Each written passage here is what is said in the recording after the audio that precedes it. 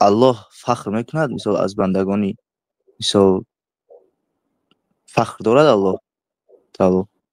یباهی بهم الملائکه، الله تعالی با بندگانی که در روز عرفات به وادی عرفات آمدن یباهی بهم الملائکه، بله یعنی یباهی معناش فخر کردن است.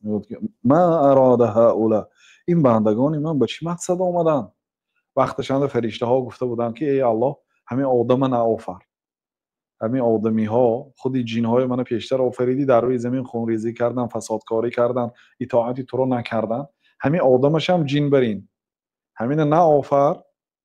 ما نحن نقدس لك، ما تو رو پاک میشماریم، عبادت میکنیم، ما تو گناهکاری نمیکنیم. گفته بودن با الله تعالی که اینی علم ما لا تعلمون، من چیزایی میدونم که شما نمیدونید. گفته آدم آفرید با وجود اینکه فرشته ها نآفر گفته بودن. بعد الله تعالی گاه همین خیلی عمل های فرزندان آدم که فخر کرده میگه که ما اراده هؤلاء، این بندگان من در این حالت پول و مالاشون ترک کرده به همین وادی قاق گرم و بالای همین سنگ قاق برای چی آمدن؟ شما وقتش گفته بودید که اینا نآفر. برای همین خیلی بعضی حدیث ها اومده است. بله